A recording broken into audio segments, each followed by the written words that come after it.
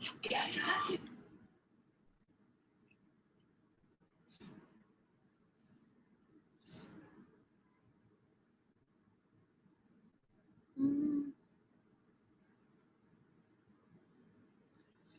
guys.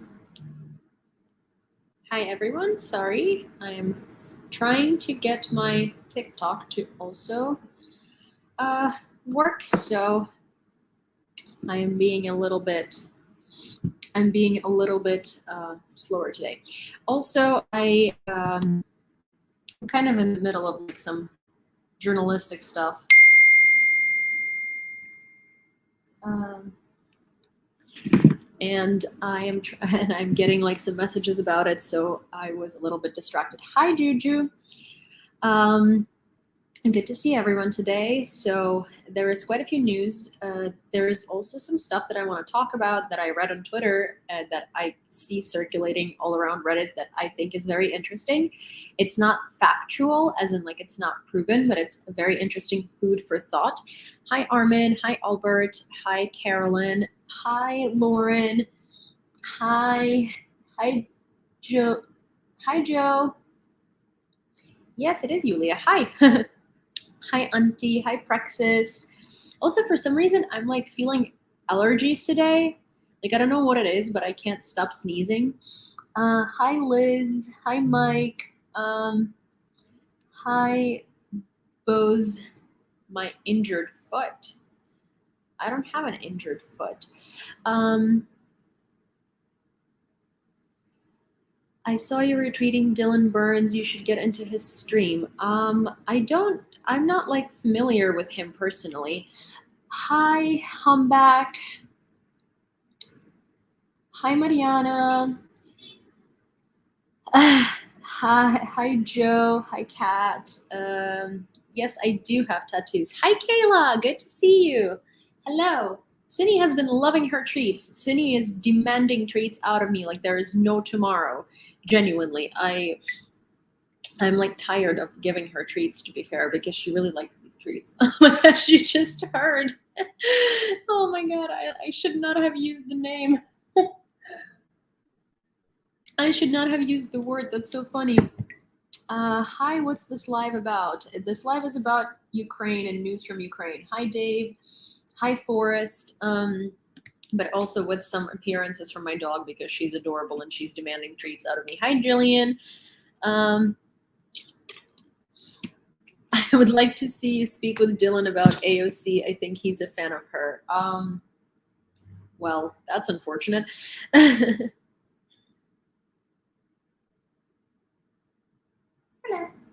Okay.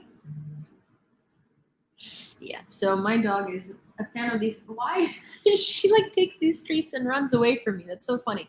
Hi, everybody. Hi, Veronica. Hello, hello. Hi, Jen. Thank you for the compliment to my apartment. It's not a house, it is an apartment, but thank you. Okay, so let's start. Hi, Bam. Sorry, now that we've done most of the hellos, I'm going to go straight to the subject. So I found something very interesting.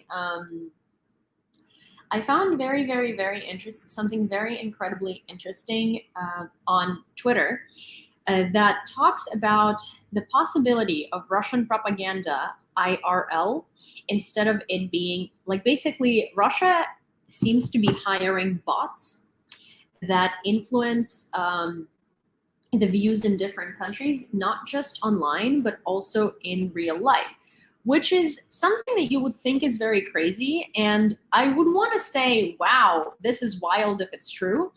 But to be honest, like, is it really that wild? I'm going to read you a thread from this person called Gintz Knox. And don't take it as a fact, because again, it's a thread on Twitter from somebody's personal encounter and personal experience. But it is not something super uncanny because that's what Russia used to do during USSR times when they would send in KGB agents, right? So it's not that incredibly unlikely, but I will read it to you. Take it with a grain of salt, but I think it's very interesting food for thought. Okay, so this is a thread. Here is a Russian propaganda story right out of the movies. We're in Venice, Italy, unintentionally eavesdropping on a conversation between two Russian guys, a bartender and his friend, and one of the regulars. So, It's a great new bar in Venice, always packed with locals, mostly a student crowd. Why the hype? It's cheap, dirt cheap. Drinks half the price of anywhere else around, so students and locals like the place. Our friendly bartender Sergei tells us he's lived in Italy for more than 20 years. He's a friendly guy, always happy to pour a little extra, but along comes a regular, let's call him Valery, as we don't know his real name. Every night we are there, Sergei and Valery among the crowd, but engaged in discussion. How Italy is tired of sanctions, how the United States started the war in Ukraine, the richness of Russian culture, and of course the existential danger of Nazis in Ukraine.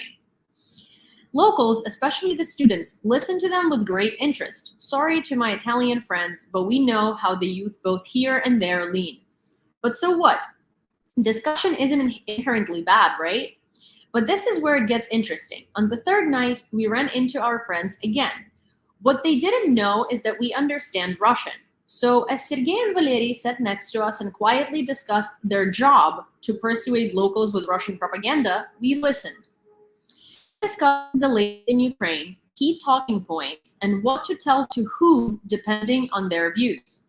They even called Putin начальник, which means boss, just like Margarita Simonyan does. It was like a meeting in a telemarketing office. What and when should be told. So what do we do? Confront them. Twice. At first, we didn't mention what we heard, just interested that we heard them speak Russian. They both a little confused, but as we spoke, they quickly remembered their task. They immediately hit all the talking points, how great it was to be together in the USSR, the beauty of Russian culture, the coming energy crisis this winter, how the United States are warmongers, and finally, Crimea, Donbass, and the south of Ukraine is part of Russia. So finally confronted them as Russian propagandists, told them that we know that they're on a mission and that they are uncovered now. Sergei was really nervous and stopped the conversation, while Valery, confused as to why we think so, but left the bar in minutes. I know this sounds like a paranoid conspiracy, but just what if Russian intelligence opens a small bar in, say, Italy, Spain, and Greece, cheap drinks and a great atmosphere drawing crowds, and well-trained staff and customers to push Russian propaganda? Recruited Russians who work Europe and speak the local language fluently, or perhaps even locals. Pay them good salaries and help them keep prices low. Put one man in charge of instruction and control for a few bars. Nice job, sip your cocktail and talk about US, Ukrainian Nazis. So again, perhaps it's only a story, but for me, after hearing how Sergei and Valery talked about their job, it sounds more than believable. By the way, this is the bar, and this is Sergei and Valery. Sorry, guys, I know it was not your main goal to become famous on Twitter. So this is Sergei, and this is the quote-unquote Valery. But here's the thing. See, like, it sounds crazy. Sydney, come here. Come here. It sounds crazy. It sounds like something straight out of the movie. But here's the thing. It's not that uncanny if you think about the tactics that Russians use. Russians use bots online to do this, right? And Russians pay bots a very good amount of money to do this online for Russian standards, right? And this is, hi Pamela, and this is something that that has been not that successful anymore because we know how to uncover bots. We know who the bots are. We know how to spot them. They're not nearly as effective as they were before 2022.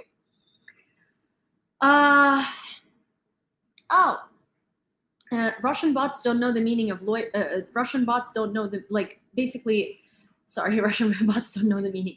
What I was trying to say is that we now see exactly what Russian bots are and how they do, right? We see exactly what's happening with them. We see exactly, like, we can tell what the bots are. And they're absolutely much easier to uncover and way less effective than they were before February 22nd. So obviously, Russia has to come up with new strategies. They have to come up with new strategies to make this more believable. So why wouldn't they? They spend so much money on the propaganda machine already, right? They've spent money on elections worldwide, and it has been proven by American intelligence. What's a bar worth? Buying a bar and opening it and working it into, like, negative is not really that costly compared to all the money that Russia already spends on propaganda, right? So it's not that weird that Russia would open a bar and instead of putting bots online, they would put them in real life. That way, it's harder to spot. It's much more believable. These are local people who have been living here for 20, 40, say, like, I don't know, 10 years, 15, 5. They know the local problems, right? They know exactly how to talk to locals. But this particular bar is in Venice, Italy. This is what it's called. Gianmarco is Italian, so I'm gonna give him the name. The bar is called Bar Barbari, and it's in Calle Larga dei Bari and Venezia, Italia. That's what it is. Yeah. Also, it's a squirrel says on TikTok, bar is also a more organic place to discuss politics too. Exactly, and it's way, way, way, way, way, way, way, way different, right? Like, as in, it's it's not like it's way less. It's way less suspicious. It's way less suspicious. It's not like bots are coming on the stream of a Ukrainian trying to like smear Russian propaganda. Obviously, the people who watch my stream at this point would know, right? All of the talking points and all of these things. So it would be harder to persuade my viewers that like this is the real thing. But a bar where people are drunk, where people are off guard, where people are just talking politics, it's much, much, much easier. Hi, Curious. Thank you so much. It's much easier to just implement this topic, and it looks much more seamless. It feels much more organic. You're just talking politics, and this Russian guy is telling you how he feels and his life in Russia, and how he felt in Soviet Union, and how all of these things are just they're much more they're much more personal. They don't seem anymore like a person without a face somewhere online. Come on, this is your friendly local bartender, Sergey. Sergey is such a good dude. He gives you more liquor than he's supposed to. He's so generous, and that's what I was saying. Like the other day, I kind of gave you an example of how personal stories based by facts, how personal stories based on facts are much more approachable, right? Like the other day, I realized that when I talk about Russification, I always give you facts like Stalin killed a lot of people who were speaking Ukrainian. Stalin killed a lot of people that were speaking Ukrainian. Like, that Ukrainian Renaissance, literary Renaissance was assassinated. That there was Holodomor, right? And those are all pillars of Russification, but they are less personal than, say, reading an article about my personal experience with Russification, which I didn't really mention before because I thought it was insignificant. But a lot more people actually read my article of me experiencing Russification in my early years, in my teenagehood, without actually understanding that I'm experiencing Russification, and my look back on it, an explanation of what I have felt and how this concept has affected me and made me feel like being just Ukrainian and not speaking Russian is inferior. And a lot more people could relate to this because I'm a real person with a real story that really affected me in real life, other than just saying, oh, Stalin did this, right? And it's also more modern times. Like, I was born in 94. I was born in independent Ukraine, so it's like, so why am I saying this, right? Is because you can relate more to my personal story with Russification and with colonization than you can to a history book about like Russification done by Stalin, right? Because these are big history facts. This is not personable. It's not engaging on the same level because it's not a real person that right? And it's like, it seems remote. It seems far remote back. Like Holodomor was in the 30s, it's been like almost 100 years, which is crazy to think about.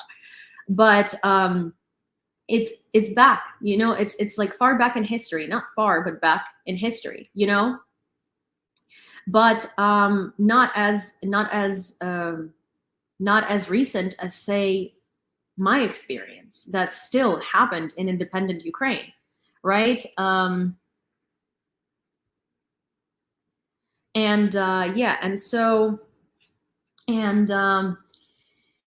And so the reason why I'm saying this is that this is the same thing where a real person, Sergei, is telling you, thank you, Kevin, their real story, their real thoughts, their real experiences, and what they think is happening, right? But this is not a bot online anymore. This is not a Russian propaganda talking point anymore. This is a real person in front of you in a bar, right? It's like the same as I would be talking to you in a bar and explaining things to you about Ukraine, right? Except I'm not paid to do it.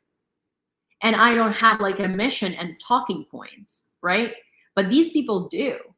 And they were discussing them in Russian, which I think is also so careless, because like, how do you know that there aren't people listening to you? How do you know that there aren't going to be people, foreigners that understand Russian, that are going to actually figure it out?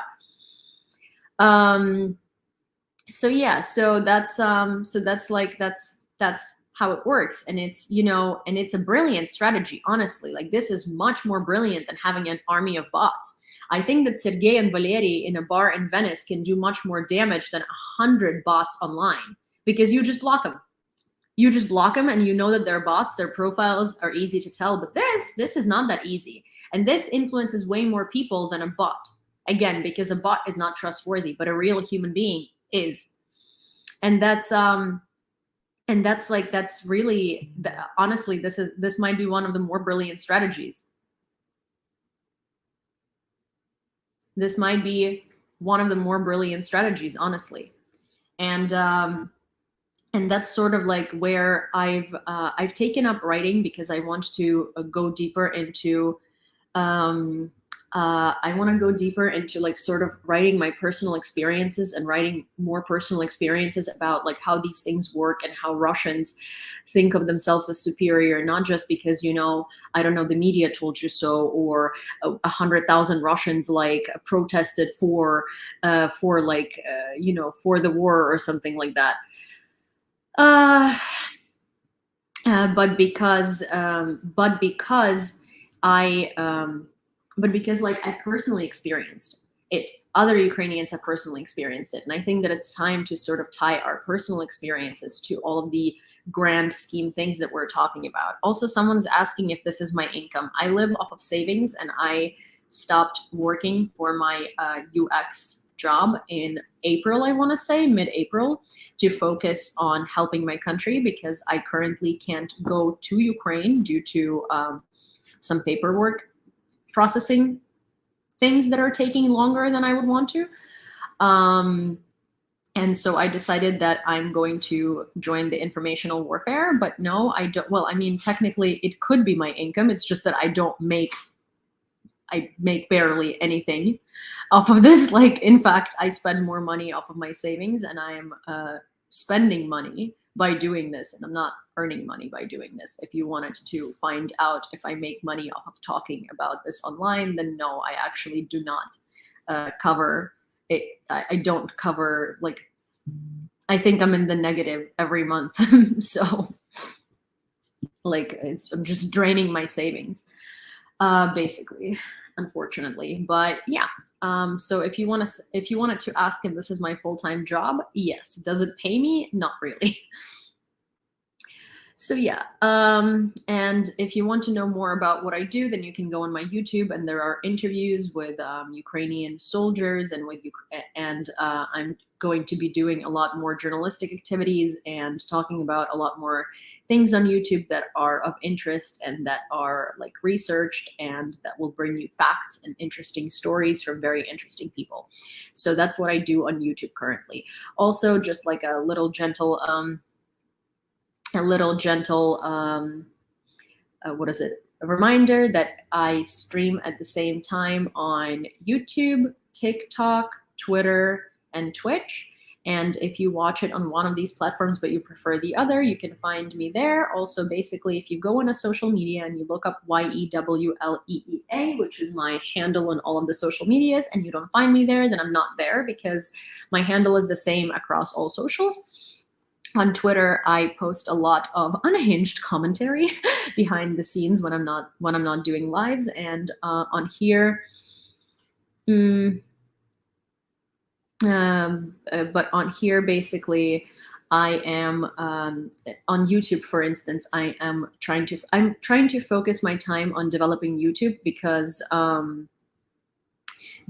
I want to be able to do more interviews, and I want to be able to bring more firsthand information from people who have experienced everything that's been going in Ukraine. Also, gosh, I really hate it when I have to call out Ukrainian people for some stupid stuff that they say, but like, I'm gonna do it because, just because you're Ukrainian and because I have predisposition to you doesn't mean that I'm not gonna answer you the same way that I answer every other ignorant person who does this stuff. If you can't stop staring at my breasts, that is a you problem, not a me problem. I'm not supposed to dress a certain way so you can control your instincts and be an adult, okay? That is not something that is my responsibility, okay? If you're an adult man and you're distracted by breasts and you can't control yourself, that is a you problem. And you should not be telling me that you are being distracted by me because, again, it is not a me problem, it is a you problem, okay? And if you need to, I don't know, go out and of the stream and take a cold shower and get yourself to be an adult man who can control his instincts, then you go do that. And you go do that on your own time without putting commentary in my face about your issues. Because clearly that is a problem in here that is yours, not mine. It's like, what, you've never seen female breasts before? You've never seen a woman wearing a t-shirt? Like, goddamn, if you can't go outside without literally staring at women's breasts and not being able to not do so, then you should not be allowed in society. Cindy, hey, come here, Sin. Sorry, my dog is also being a little antsy right now. But yeah, here's that is what I wanted to say. Here's what I wanted to say on that matter.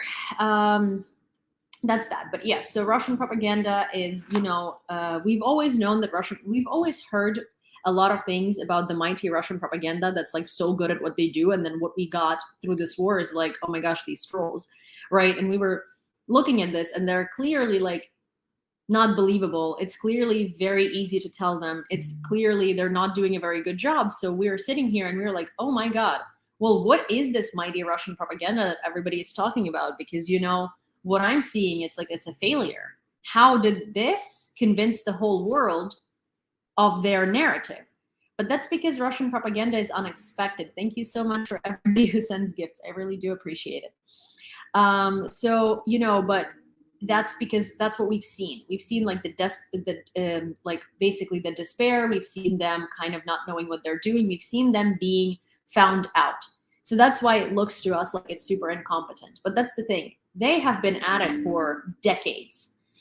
They have been at it for centuries, but in modern era, they have been at it for decades. And they know exactly what to do. And it has so many deep little trenches underneath it that it would be stupid to say that Russian propaganda is ineffective. And it would be stupid to say that Russian propaganda doesn't know what it's doing, because that's the whole thing. Russian propaganda disarms you. Russian propaganda quite literally disarms you. And their aim is for you to think that they're incompetent and that you would know if you saw it, right? So that's also something to keep in mind when dealing with it, is that a lot of things are not what they appear, and a lot of things are what they appear that could seem out of the wazoo and super impossible for you, but they might be exactly what it is. If you think that it's too crazy to be true, and this is straight out of a movie, and this could not be possible, and it has to do with something Russia related, that's a disinformation thing, very high chance it is propaganda. Because two things. One, it's either so seamless that you can't tell, or it's so in your face that you would be like, well, this is too much. They wouldn't be that stupid, right? So yeah.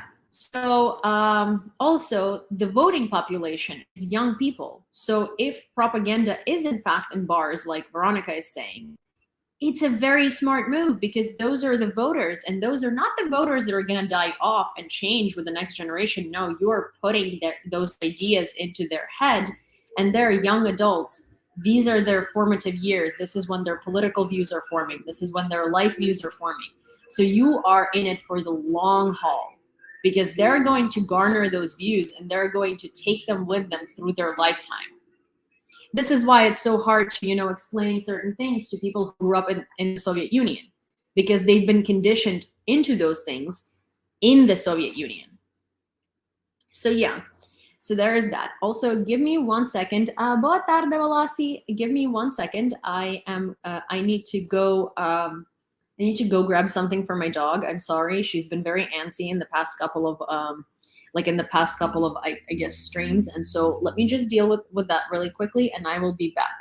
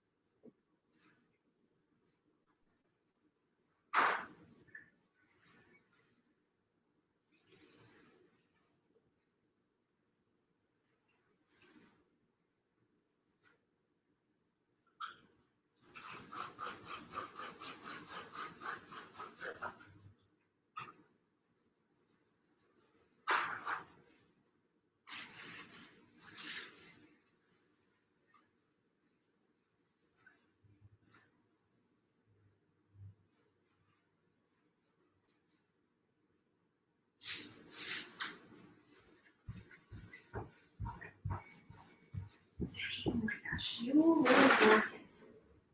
You little devil, Cindy. Cindy likes to cause so many issues, and she's so good at doing that. Hi.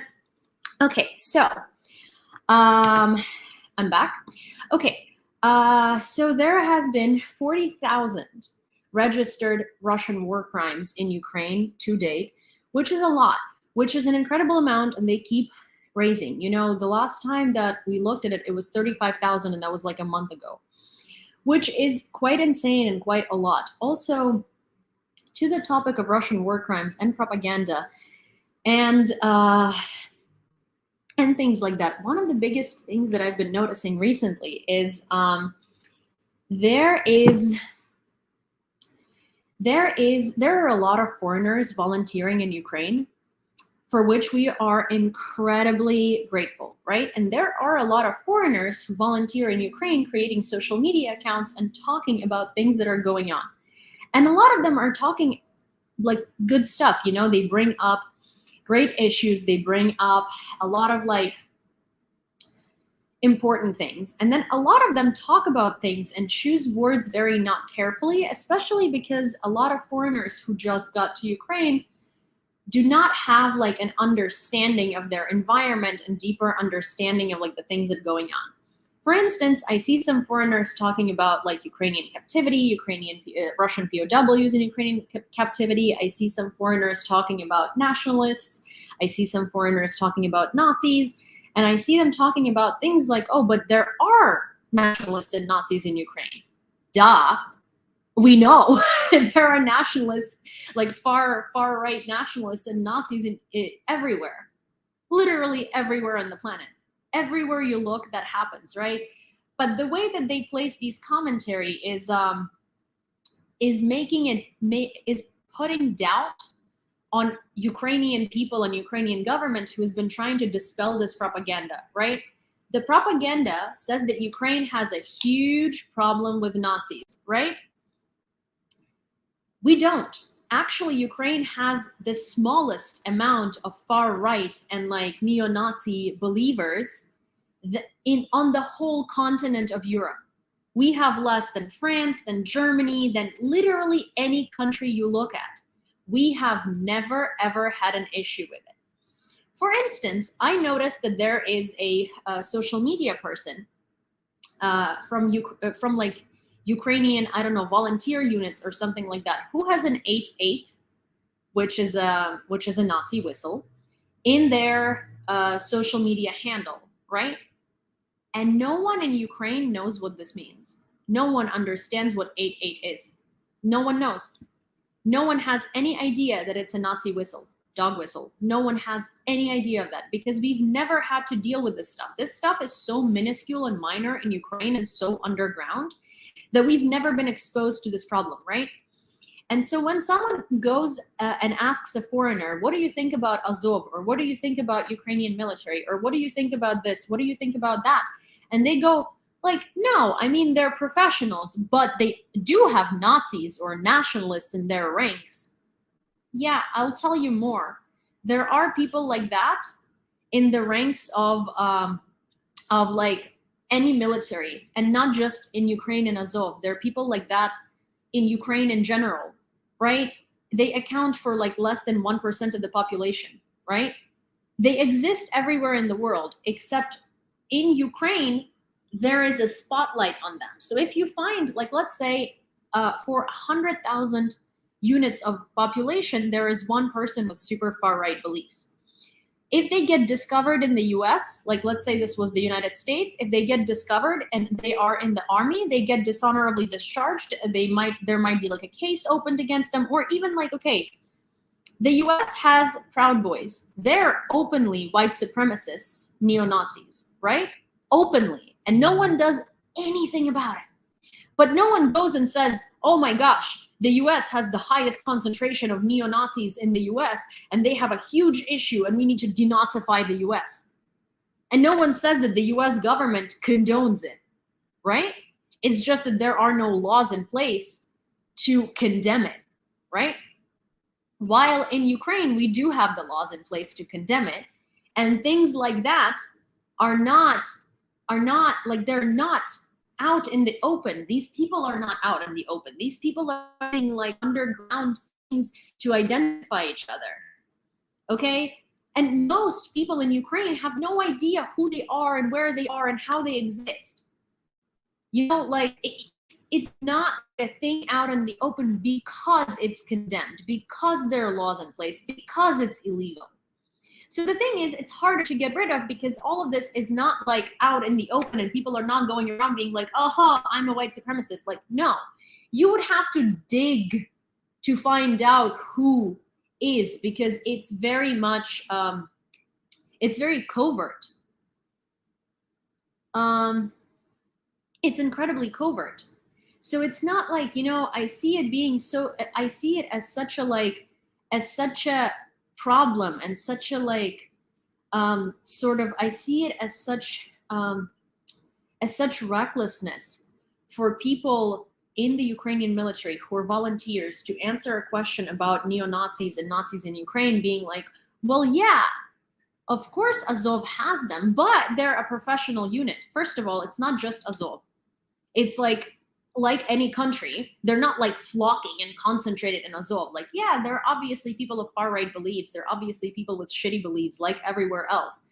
But the way to answer this question is not, oh yeah, but they have neo-nationalists, or oh, but yeah, they have far-right people, or like, oh, but yeah, they have Nazis. It's like the way to answer this question is, they're a professional military unit. Are there Nazis in there? Are there neo-nationalists in there? Are there in any other army in the world? Yeah. I mean, there are in any army in the world. Are they open about it? No. Are they like showing it around? No. Can we trace any crimes to them? No. If we could, they wouldn't be there. That's the whole point. Also, there is another very interesting thing that I found out, actually, specifically talking to Ukrainian journalists who have been focusing on this subject since Russian propaganda, right? And here's the thing. There are some people in Ukraine who have like swastika tattoos, right? Or like an 8-8 in their bio, or like whatever. And they identify themselves, most likely, as like a neo-Nazi, right? But they're not anti-Semitic, nor are they racist in terms of like, you know, the minorities, nor have they ever committed any like hate crimes, right? They think that Ukraine is for Ukrainians. So they are mostly anti-Russian. And they just think it makes them look badass to have like, you know, to have these like controversial tattoos, which is stupid. Which is stupid. So incredibly dumb, so incredibly stupid. Also, a lot of the like misidentification of ideas in Ukraine is like that there is like a misidentification of ideas in Ukraine, right? That super tiny, let me be very clear about it. That super tiny percentage of people that does have those beliefs, a huge percentage of that tiny percentage doesn't have the beliefs for anti-Semitism or racism. The only beliefs that they took from Nazi Germany is anti-Soviet Union beliefs, because to them, Nazi Germany was anti-Soviet. So their beliefs are in that. And it's still stupid. They still shouldn't be wearing these symbols. They still should know better. They still shouldn't be like, you know, falling for this culture. But that's the thing, is like there is so much to untangle there. I think that the world very often tends to view the world through the lens of America and Europe and things like that. But Eastern Europe is its own sort of like thing. We were colonized by this huge, like incredible Nazi regime, which was Soviet Union. And so a lot of our movements and a lot of our ideals and a lot of our ideology is anti-Soviet and welcomes everything that was anti-Soviet, which, for instance, was Nazi Germany. And people take out everything else that had happened and all of the other beliefs and just stick to that part, anti-Soviet, which again, and I'm going to emphasize this because I know that someone's going to take it out of context. There is the smallest population of people that have far-right or neo-Nazi beliefs in Ukraine out of the entire continent of Eurasia. Okay, we don't have an issue with it, never had, hopefully never will. It's Russian propaganda that blew it out of proportion. But also, to that said, there is a tiny little minuscule population of that. Again, we have less than France, less than Germany, less than England, less than any other country that you can point to on the map of Europe, okay? But out of that small, tiny population that does exist, like it does in every country, it'd be stupid to deny it, there are also people that are misconstruing what Nazi beliefs are, because to them,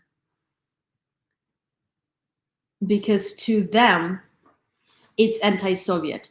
And to someone who says, Christian over here says, doesn't the Constitution of Ukraine talk about racial purity? Here. Show me the Constitution of Ukraine that talks about racial purity. Show me the article. I know what article of the Constitution you're talking about, and I have a video about it. I have a video about it. Article 16. No, you know, I will... you know what? I have a video response to you. I'm not even going to like do this again, but I'm going to just play this. Let's talk about Article 16 of Ukrainian Constitution that brilliant minds on Twitter are saying confirms that Ukrainians are. Here we go. Article 16, providing an ecological safety and supporting ecological equilibrium on territory of Ukraine, overcoming of consequences of the Chernobyl catastrophe. A catastrophe of planetary scale, saving of gene pool of the Ukrainian people is the duty of the state. So that last sentence, as you might have guessed, is fueling the Twitter scandal. This article of the Constitution is a direct response to the Chernobyl nuclear disaster, which wiped out thousands and thousands and thousands and thousands of people with its consequences, because it is a nuclear disaster. I was born way after Chernobyl. It happened in 86, and I was born in 94. Guess what I have? Hypothyroidism, low thyroid, which could lead to thyroid cancer, which so many Ukrainians have thyroid cancer and died from it. These are all direct consequences of Chernobyl. 30 years before that, in 1931 to 1932, 10.5 about million Ukrainians died in Holodomor, an artificially created famine. In the 60s, 6 years, which was the Ukrainian literary elite and intelligentsia, was wiped out by the Soviet Union due to being Ukrainian. So after like multiples and multiples of genocides, you would think we would want to make sure that our people are protected. Also, here's the thing. Is Israel now a Nazi state? Are Jews? Because, Hasidic Jews are literally having as many babies as they are because they want to compensate for the losses in the Holocaust. Are we calling them Nazis now? So let's talk about But that's the whole thing, that anytime you hear anything about Ukrainian constitution having an article about racial purity, it's like most likely Russian propaganda. You understand that this stuff would have come out way, way before this. There would be incredible amount of I'm not talking about, first of all, someone says Israel today are fascists. Yes, I'm not talking about Israel as like a state and their government. I'm talking about Israeli Jews and like Jewish beliefs within their religion. Okay, one, two. First of all, if we had the ideas of racial purity in Ukraine, then you would be hearing about an incredible amount of hate crimes before 2014. Where is that? Where? Why was no one talking about it? There was the great pro-Russian president in 2014, right? Like the one that Russia says was the real good president, who's like, anti-Nazi and all this stuff. So why wasn't he saying that in Ukraine, there is a huge problem with hate crimes because of racial purity or because of like the Nazis and stuff like that? Because it doesn't exist. Also, what Ukrainian constitution does have is it makes it illegal to show any sort of identification with Nazi or communist regimes.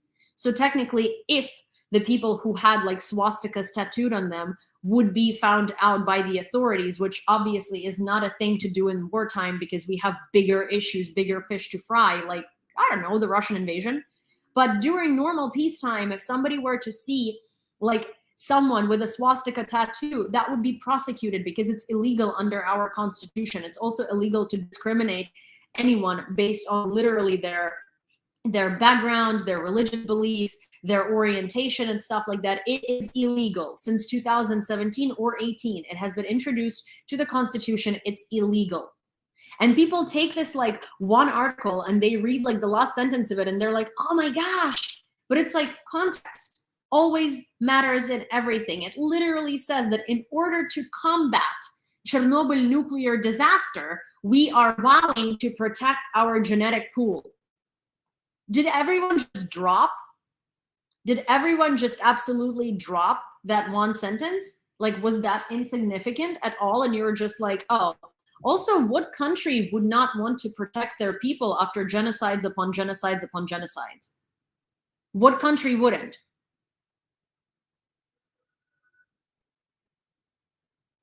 It's so crazy to me how people took this narrative from Russian propaganda and regular everyday people are like reading this garbage and literally are like, oh my gosh, but Ukraine has this like, I don't know, but Ukraine has this like racial purity. First of all, there is literally nothing says about purity or race in that article. Not a single thing. It literally says that after Chernobyl nuclear disaster, we need to protect the gene pool of our people. After so many people were dying and are still suffering the consequences, like I am one of them. I was born 8 years after Chernobyl nuclear disaster happened, and I have hypothyroidism, and I am medicated for the rest of my days for it, and it's never going to go away. But yeah, also, like, literally, no matter what any of this says, it still doesn't justify an invasion, a violent invasion. But I'm just saying that outside of the invasion factor and outside of all of this, it's like, people, can you please filter the stuff that you read? Because you see some stupid thing on Twitter, you see some like idiot post a meme on Twitter, you read an excerpt of it, you don't even go, like, it's so easy. You literally go and you look up, okay, you see that Article 14 of Ukrainian Constitution supposedly talks about racial purity. So you go online and you look up Article 16 of Ukrainian Constitution. It's obviously available on Ukrainian government website in English translation because the constitutions are translated. You go and look it up with your own eyes and you read that article, and it explains to you exactly what this article is about. There's no doubt there. And you don't have to be like, oh my gosh, but on Twitter, I saw this. Because you can quite literally go on the government website and yourself look up the freaking constitution. And it's like, I'm having such a hard time like stomaching all of this, because I get people asking these questions and they're like, oh, I didn't know, because you're the first person who answered it to me, but you could answer it for yourself. Anytime you read information online, go straight to the source and check with the source, because this is how propaganda works. Because you basically, like, you hear a rumor and you just go with that rumor, and then you go and you ask that rumor, because you didn't ask me like, hey, what's Article 16 of the Ukrainian Constitution? You literally asked me, doesn't Ukraine have racial purity in its constitution? So you believed it. You literally believed it, or part of you did, because the way you posed a question was, doesn't it have that though? It wasn't like, hey, so what's up with this rhetoric? Or I heard that this is the thing. Why is this a thing? Why is this being spread online? Why is this perpetuated? No, you came from a stance where you were almost convinced that this is a thing. And this is how Russian propaganda works. This is how people fall for it. This is how it spreads. And it's so incredibly painful and so incredibly like annoying and so incredibly tiring to deal with stuff that isn't even like, okay, there is Russian propaganda that you have to actually dig and undig and like show people proof and explain to them the context and explain to them the history and explain to them stuff like that, because they just take it out of context and throw it there. And then it's easy to go online, look it up and be like, oh, fuck, well, this looks real. But things like this, it's an article of the Constitution. It's available online. Where are critical thinking skills? Why can't you just go look up the article instead of being like, oh, I heard online that, Article 16 talks about racial purity, so Ukraine has racial purity in its constitution. But even then, like, let's say you heard that and you didn't go look up the article. Okay, have you heard about hate crimes coming from Ukraine in mass? If Ukraine has racial purity in our constitution, how the hell are we giving citizenships to people of color? If it's supposed to be just white people, why would we grant citizenships to Puerto Ricans, to Dominicans who come here to study? Why would we give citizenships to literally anyone who isn't white? If it's racial purity is in our constitution. Also, like, racial purity in constitution as a concept itself is like abominable. The UN, every world organization would be all over it already, because that is quite literally exactly Nazism. How can a country have a concept of racial purity in their constitution, basically identifying them as a Nazi state, forward and open, and the world is like,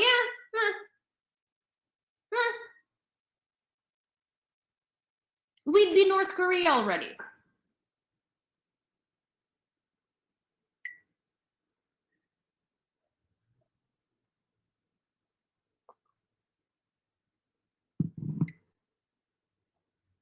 It's insane. It's insane what people are willing to believe. And it's insane how little thinking and critical thinking people are doing. Here's the thing, like, there is a comment that I saw under one of my posts, and I so identified with it. It was actually the post about the article. And it says, imagine thinking that people not wanting their children to have harmful mutations is somehow evil. Yeah, but see, the key word is that entails thinking. That entails that you would have to think about it. And most people literally don't. Also, Yelena Moreira, while non-white people are granted citizenship, the system hasn't been designed to be friendly either.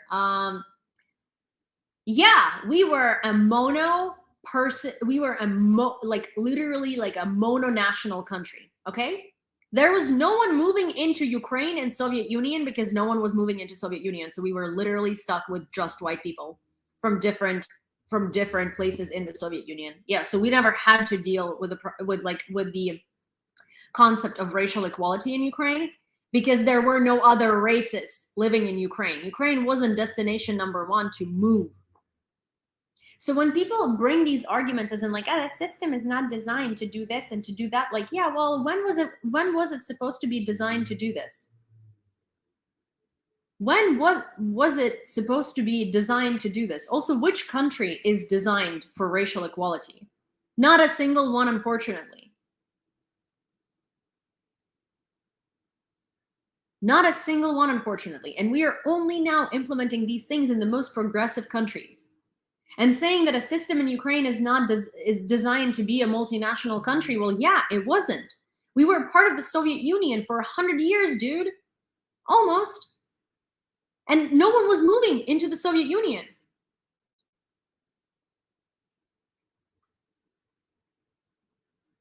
No one was moving into the Soviet Union. And then when Ukraine became independent, no one was moving there either. We were broke. We were trying to figure our things out. And we are now trying to make this a better place, just like every other country.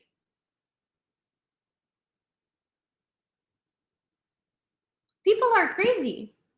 And people, like, the way that people think about things is like insane to me. This person wrote here it is, to combat the consequences, to overcome the consequences of Chernobyl catastrophe and to preserve the gene pool. Yeah, due to the Chernobyl catastrophe. Yeah, to preserve the gene pool of the Ukrainian people because, as I said, Chernobyl catastrophe, the reason why these two are together is because they're related. First of all, we had Holodomor, 10.5 million Ukrainians killed in Holodomor. It was a genocide. Genocide.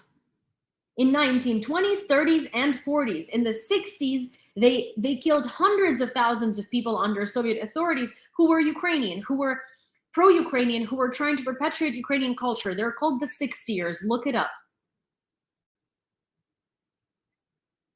Yeah, it's not uncanny that we would have that in our constitution because we have been genocided and genocided and genocided. It does not say annihilate either other nations. It does not say kill other people. It does not say, I don't know, treat other people badly. It says preserve the gene pool that is literally dying and that has had it blows my mind what people are going to cling onto. It blows my mind. Blows my mind. Do you think Japan, after Hiroshima and Nagasaki, wasn't trying to preserve Japanese people because they're dying of the consequences? When you have an ecological catastrophe that spans over years and years and years and decades, there are still kids being born in Ukraine to people who have had Chernobyl consequences. If I were to have children, they are at risk of inheriting my thyroid issues. And they are at risk of developing thyroid cancer more than anybody else in the world.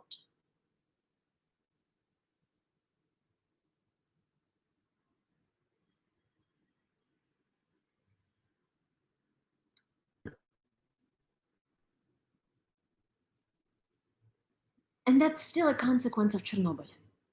And by the time that I would even have children, it would be what, 1986 is when it happened.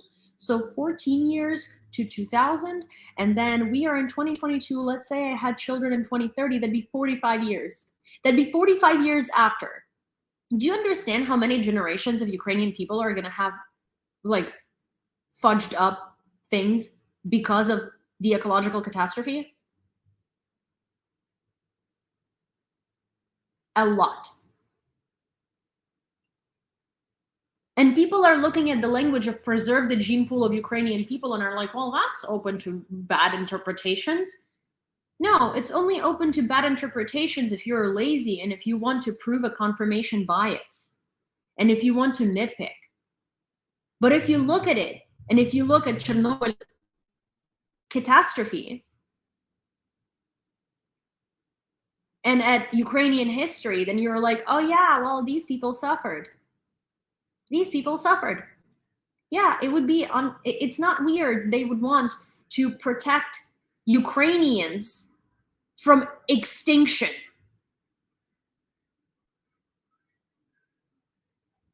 What would it be? How would you have an alternative interpretation if the Constitution said due to the consequences of Chernobyl disaster, we want to protect Ukrainians as a nation from extinction, because that's what it says. Preserve the genetic pool of Ukrainians. That's protect Ukrainians from extinction. It's like, I swear, you know, we've never had to deal with this crazy stuff. We've never had to deal with this crazy stuff. And no one ever thought of writing the Constitution, nitpicking the words, because no one ever thought that Russia was going to come in and start spreading a narrative of Ukraine being some crazy Nazi state. Like, out of my mind.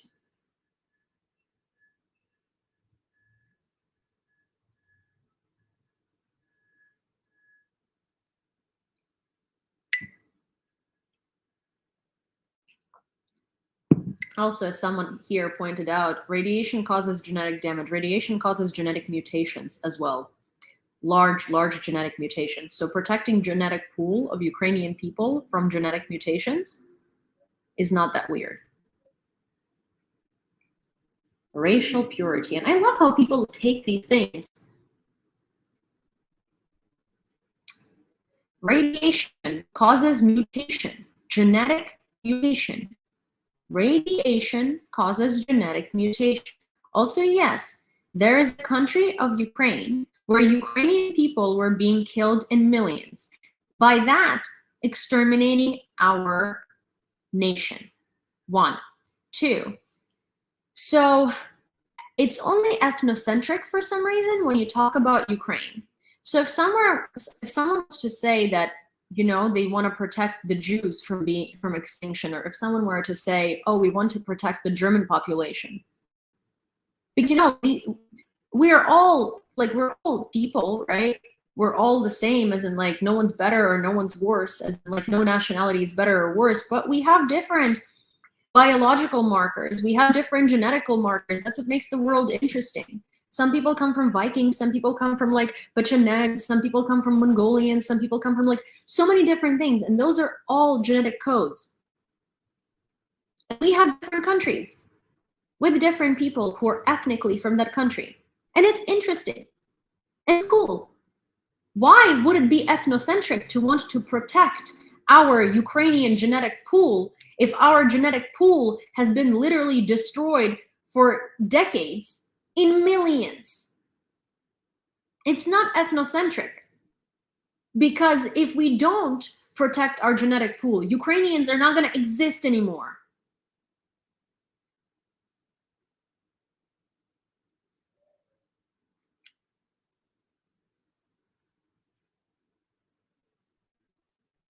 And then Russia's going to come and be like, look, by DNA, these people don't exist. So why would there be a country called Ukraine if Ukraine doesn't exist? Yeah, my question is like, what would you phrase it? And for how are you supposed to phrase it for people to not have questions? There is no way.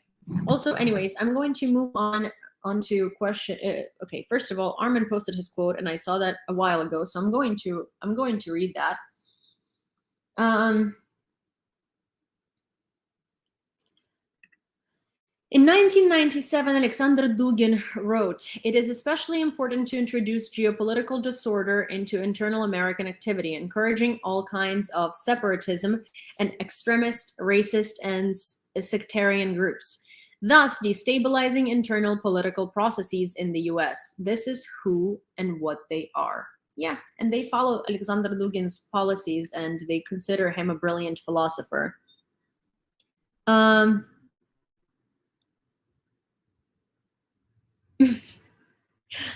Oh my God. So Anya here on YouTube says, "Don't mean to lighten the mood, but Yulia screams, 'Where are the critical thinking skills?'" Which is what my Ukrainian parents would say to me when looking at my math tests in school. It's so funny because that's what my Ukrainian dad did. And then he would follow it up with, "I had a red diploma," which is an honors diploma, "in economics, and you don't know how to do this simple math equation?" And then I would like go to him and be like, "Okay, how do you do it?" And he's like, "I don't know. It's been like 30 years." I'm like, okay, so what? I'm sorry, sir, if you don't know. And you don't know how to critically assess the situation and figure out how to do this, then how am I supposed to? Anyways, so, okay, guys, I'm done yelling for today. I'm done like talking about this. And just like, I know that I get very heated up, right? But imagine being in my place.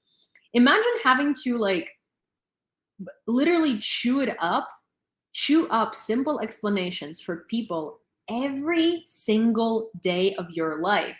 And I mean like explanations not even of something that you would see as like, oh, okay, well, this is difficult to understand from a cultural standpoint, so I need to give a background on that, I need to like explain it, right? But it's like you have to chew up ridiculous things to people. It's like, and the way that I feel every day when people like write stuff like, "Doesn't Ukraine have racial purity in its constitution?" Explaining it feels like showing an adult who's used toothpaste all his life how to use toothpaste. I feel really bad for people who have to write instructions on like, soap and stuff and how to use soap and stuff because the US requires you to do that. So like on every toothpaste tube in the back, you will have an instruction of how to use toothpaste. And on a soap container, you'll have an instruction of how to wash your hands, right?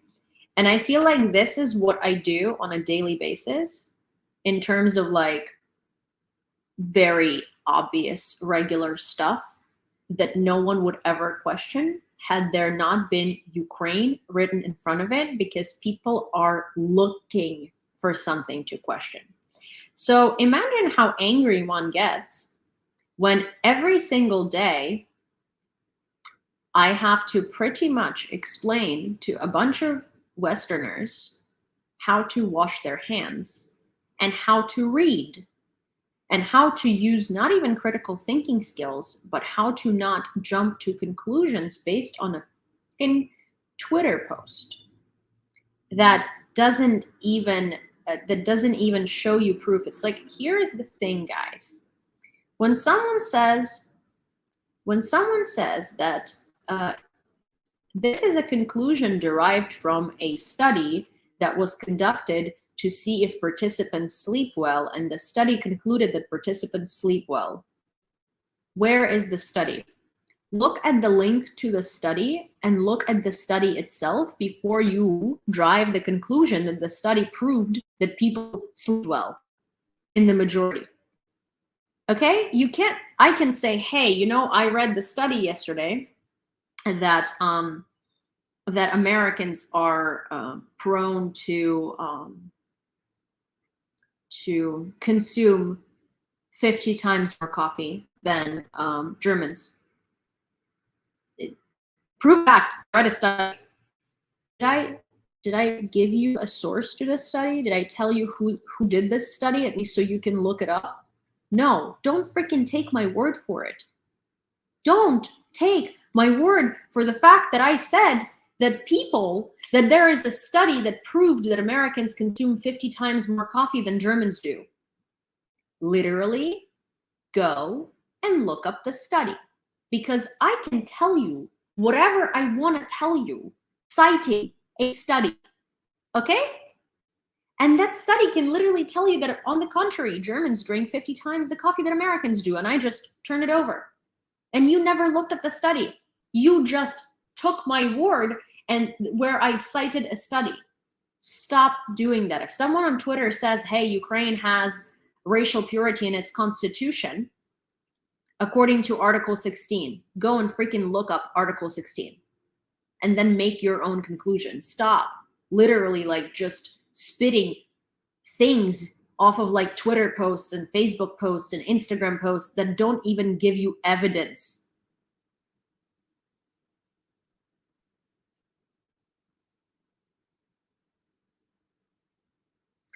Anyways.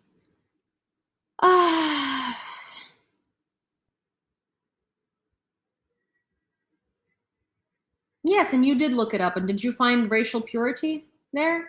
No, you didn't. Did you find exactly what I said would be there? That it's related to Chernobyl nuclear catastrophe? It was related to just, and also, again, it's preserving the gene pool of Ukrainian people. It's not annihilating other gene pools. It doesn't say that it discourages Ukrainians from marrying with someone who isn't Ukrainian. It literally says preserving in the genetic pool. Okay, you know, I really don't know what to tell you anymore, love and life, whatever, because you keep just repeating, I found gene pool preservation, and I keep asking you, so what? What does gene pool preservation have with racial purity, especially when it's written right after to combat Chernobyl nuclear disaster? Why in the world would these two things be in the same sentence, in the same article, if it was just about preserving the genetic pool of Ukrainians unrelated to Chernobyl nuclear catastrophe? Like, I cannot repeat this anymore. Every time that I go online and that I talk to some people, I literally feel terrified for the world and for where it's going. I just spent an hour and 7 minutes talking about this goddarn article of the Constitution. An hour and 7 minutes. I've explained and explained and gave you a personal example and a history example, gave you a history fact of the nuclear disaster, told you what radiation does to people. And the only thing that you keep talking about is that it says preservation of genetic pool. And then you say, but it leaves it open to interpretation. Dude, you know how many things leave it open to interpretation? Apparently, you know, some amendments of the American Constitution do. Clearly. You know, the Second Amendment. There's so many things that are open to interpretation. Why are we focusing on Ukrainian Article 16 of the Constitution as the thing open to interpretation? Because you want to. Because you want to. If you didn't want to focus on it, to give it some sort of reason to be open to interpretation, you wouldn't. You're only doing it because you have confirmation bias for Ukraine. I don't see you going through millions of other constitutions from other countries, and I don't see you looking for specific things like that and trying to say that they're open to interpretation. If Russian propaganda didn't tell you that there were Nazis in Ukraine, you would look at this and you wouldn't even blink your eye. I'm done now. I'm going to go use the bathroom, so you know, theatrical break for you guys, and I'm going to come back. We're going to read the news, and starting tomorrow, I'm going to start the news, and I'm going to go over the news first, because I feel like lately I'm so incredibly annoyed at people like this. I think you're getting yeeted, whether I'm upset or not. I think I'm so incredibly annoyed at people like this. And I'm so tired of like literally having to chew up food. Так, я розмовляю українською зі Львова. Chew up. Like, it's like I feel like I have to spoon feed people, adults, porridge because they don't know how to chew. Like, I feel like I have to blend food for people because adults don't know how to chew food. And I am literally wasting my time chewing up food for adult people. And it's crazy. And I do this daily, and obviously this affects this, like, you know, it will affect anyone. And like, it is affecting me at some point, because like, oh my God, like I don't, like, I have infinite patience, and you know this, but even my patience is like running out. So starting tomorrow, anytime I see any comment that's like stupid and that's trying to like start a conversation that is going to, you know, that is trying to like perpetuate a certain narrative instead of explaining things, I'm just going to remove them, because like, I'm just going to ask my moderators to like remove them, because there is more important stuff to talk about than literally chewing up food for adults. Okay. Anyways, I'm gonna go. I'm gonna use the bathroom. Also, in the meanwhile, maybe like cool off a little bit, because gosh, am I like, ah! Okay, I'll be back in like less than 2 minutes, as Ukrainians say, entrakt. And yes, I am Ukrainian, and yes, I was born and raised in Lviv, and yes, by born and raised, I don't mean I moved to the US when I was 3. I moved to the US when I was 16. Anyways, see you in a couple minutes.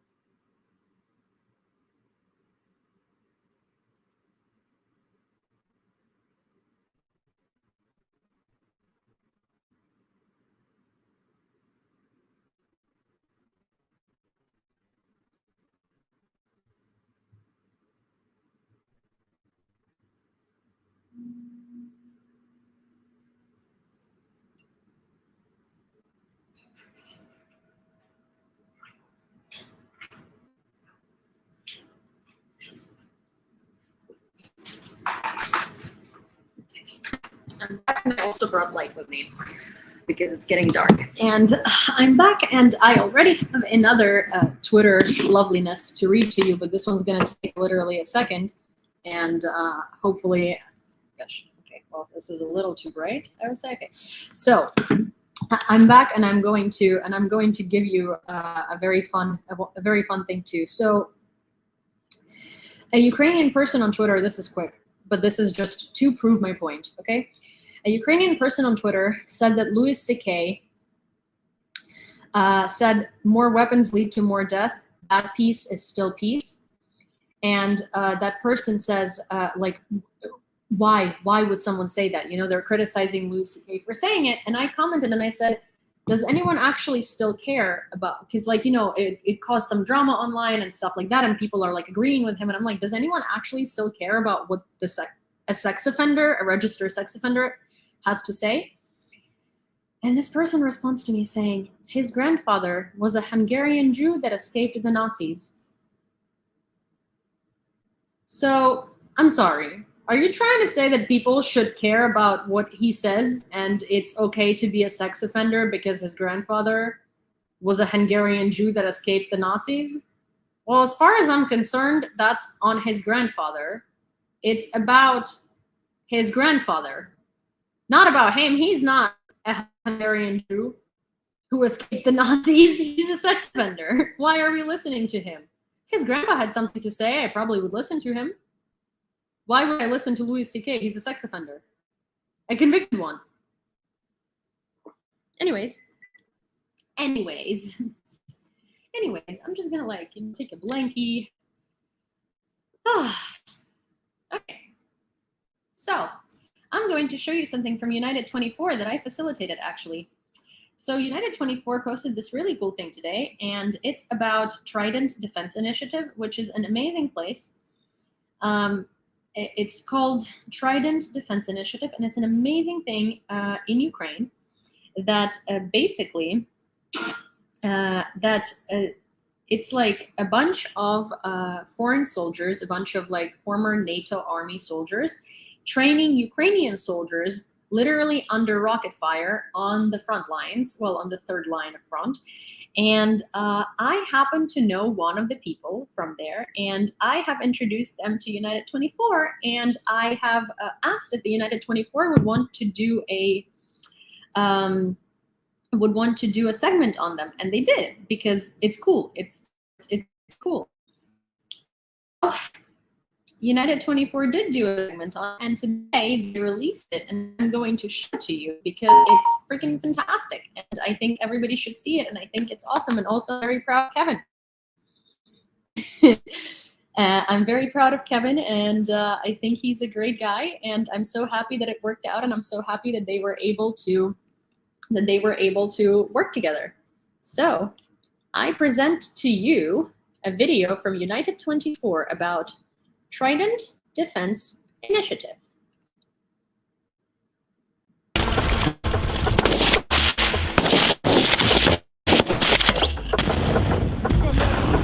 I'm Jeff. I'm from New York City, USA. My professional life is I work in renewable energy, but I have a background doing mountain search and rescue back in Los Angeles County.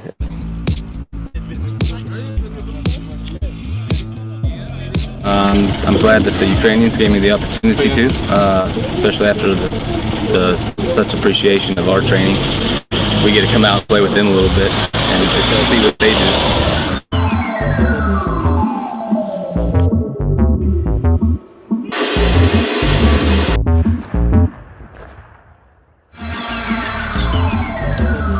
Yeah, we're not going to stop, obviously.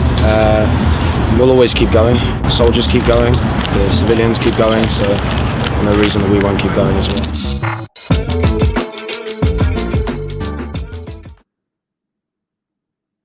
There is a longer part of this on YouTube actually, and it has more interviews and it has more like content in there. This is just like a little social media bit.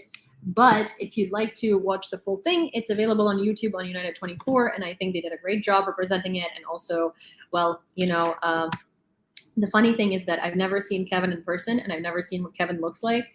But I know Kevin through my friend Charles and stuff like that. And Charles sent me this picture today, and he goes, "Oh my God, look who made it on United 24!" And he didn't even know that I had any part in this, right? And I'm like, I figured it's his friend, and I'm like, well, that's amazing. Who is this? It's like, Julia, it's Kevin. And I was like, oh, I've never seen a photo of Kevin. And then like he was asking me he was like, "This is so cool. I wonder how they got there, and I wonder how." I wonder how they got there, and I wonder how they ended up, like, you know, being discovered by United 24 and stuff like that. It's like, I actually orchestrated this. This is my doing, but I didn't know what Kevin looks like. Okay, I've only ever talked to Kevin, like, you know, on the phone and like through messengers. So it was very funny because both of us were like extremely unaware of what the other person was saying. So it was great. Okay. Head of Luhansk Regional Military Administration. Armed forces of Ukraine are advancing in Luhansk region, though slowly. Kyiv without lights, 23rd to 25th of October 2022. Due to the shelling of power plants, electricity is cut off in many parts of the capital in the evening. Here's what that looks like.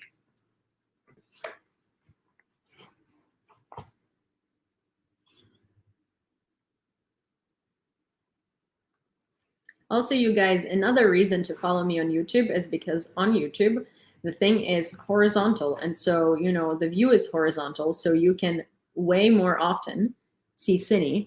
And there are way more Cine sightings on YouTube and on Twitch and on Twitter because, you know, there are just way more Cine sightings. Like, frankly, there is a Cine sighting right now and you are missing it on TikTok. And also, if you're Ukrainian and you just found me and you think that you want to support my my work in bringing the information to the Western world, it also does very much help if you subscribe, whichever network you're watching it on. And I would say, please subscribe to me on YouTube. I have interviews with Azovstal defenders that are frankly fascinating, and they're longer than what you've seen on other Ukrainian media, and they're not like sensationalist. They're actually just very straight to the point. And they tell you why guys from Azov joined Azov. And if you're interested in that sort of stuff, please support my YouTube and just, you know, follow. It doesn't cost you anything. It just costs you like 30 seconds of your time. The first NASAMS air defense systems are expected to be delivered to Ukraine in early November, as per Lloyd Austin, Secretary of the Defense of the United States. Cine sighting. What's up? Привет, Бородянка. The main thing for today, Spain will provide Ukraine with a new military aid package. Belarus currently has no strike force that is properly equipped for an offensive. Zelensky said that he sees no signs of a retreat of Russians from Kherson. The Pentagon presented a new U.S. defense strategy. A new mass grave was discovered in Borivsky district of Kharkiv region. EU has frozen Russian assets worth 17.5 billion euros. We have made progress. In April, we started with about 6.7 billion, and today this amount is already 17.5, the Austrian public broadcaster said. The EU has frozen the assets of 1,350 individuals and organizations that are under EU sanctions. 92% of Hungarians believe that the war between Ukraine and Russia should end with immediate peace. This is evidenced by a survey published on Thursday by Shazadveg. Okay. A Ukrainian commentary is no, the war will end only with the victory of Ukraine. Oh, hi, Kathleen. Good to see you. It is interesting to know where you're from. Oh, sorry. So this is, sorry.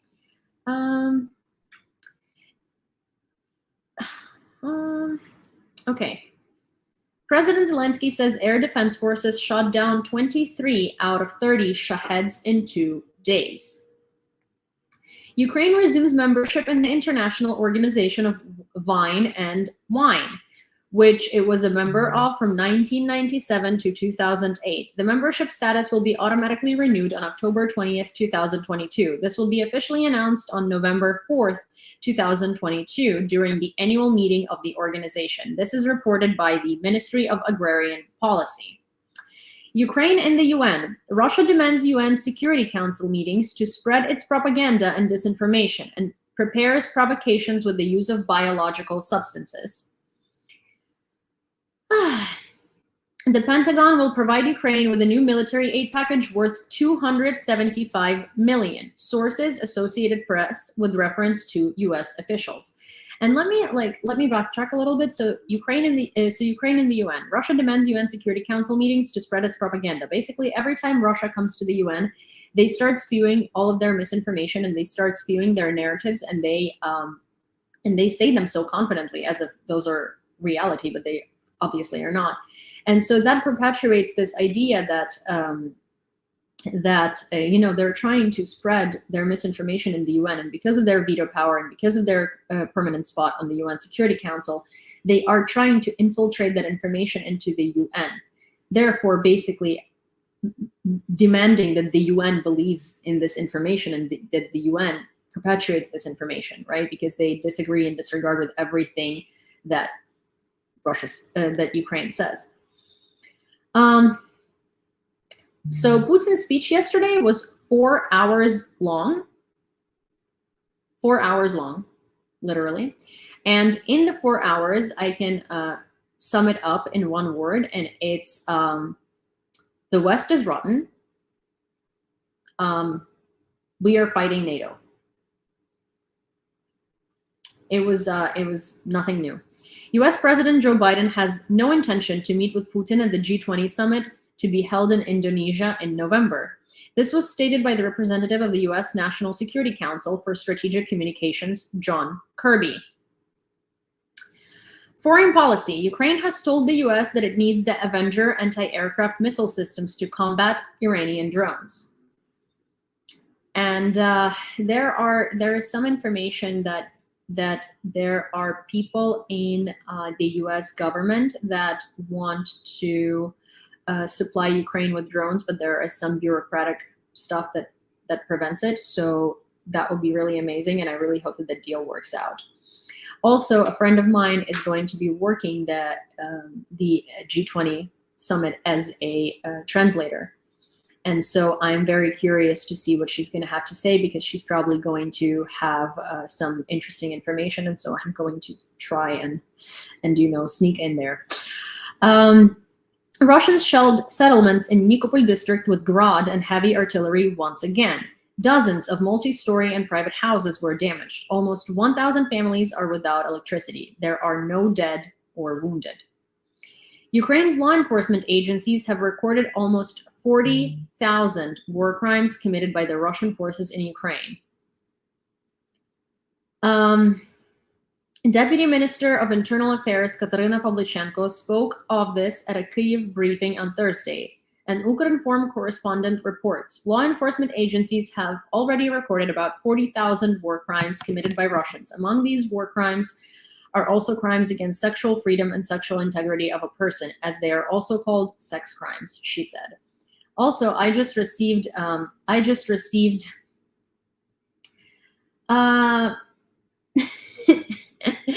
there is this person, and I really hope that we figure out who this is and you guys ban him, because we've banned him a million times already. And if you remember, if you follow me for a while, there was this person that was harassing me with their emails, and there was this person who literally wrote this incredibly disgusting email to me, to Aravosis, to other creators, and then singled me out at the bottom of it, saying that they enjoy watching my breasts. It was disgusting. It was the most disgusting thing I have ever seen. So this person somehow decided to contact me again just now, and here's what it says. If Ukraine was not a Nazi state, this article would be phrased like this. Due to radiation contamination, the state must protect reproductive health and take appropriate actions using scientific best practices to combat illnesses caused by radiation. Instead, you guys went hard Nazi. Only Nazis talk about racial purity. You are the Nazis. By the way, Zelensky guards wear SS Nazi unit patches on their uniforms. Lots of pictures of it. Your government is a Nazi shit show. Why are you so obsessed with me? Man, I blocked you 4 or 5 months ago. 5 months ago. Multiple times. This is Lou Hammer person. We've blocked you. Why are you obsessed with me? Do you not have anything better to, I know you're watching this. Now you're watching. I know you're watching this. So here is my question. Why are you so obsessed with me? What prompts a person to have nothing in their life to do, to continuously create accounts to watch me after being blocked times and times and times again? You are a misogynistic pig who decided it to be appropriate to tell people in an email that concerned your views on Ukraine and how we are Nazis that you watch my breasts every time that I speak? Sir, your credibility is literally lower than New York City subway.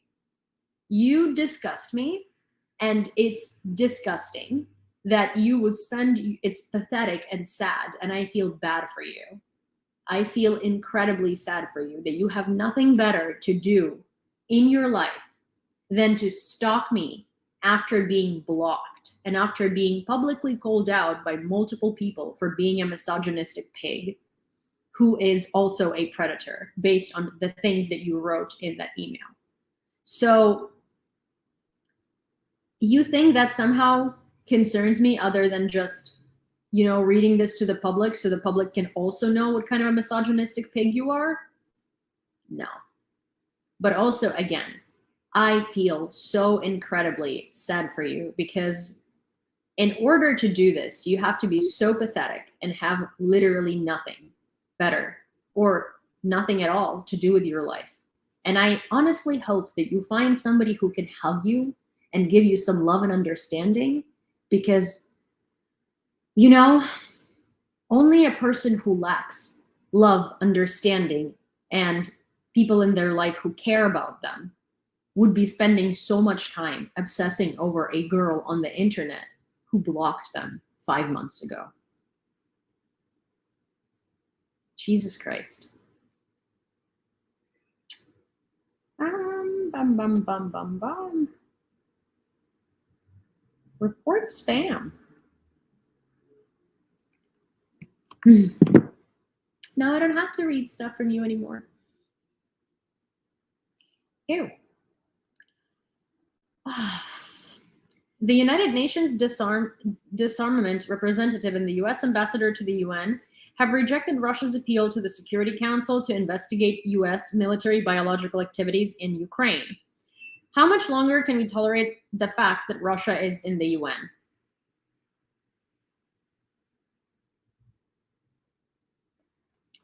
The EU mission to train Ukrainian military is headed by Polish general. Currently the commander of the 11th Lublin Armored Cavalry Division, Piotr Trident. The mission is scheduled to start in November. At its first stage, 15,000 Ukrainian servicemen will be trained.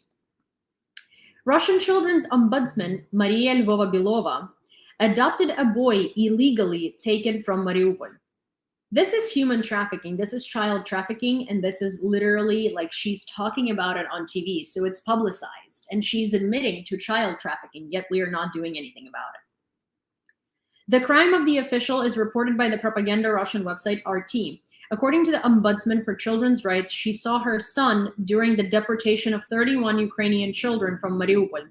At the same time, the woman mentioned the illegal adoption of 350 children from Donbass in 16 regions of Russia. Baykar plans to complete construction of Bayraktar plant in Ukraine within 2 years, according to Reuters. Artist from Kyiv region, Kateryna created a doll with emptiness, like a destroyed house in Borodyanka. I created this work after I saw a photo of a destroyed house in Borodyanka. In social networks, users shared this photo with the caption that every Ukrainian feels like this now, and this is the doll.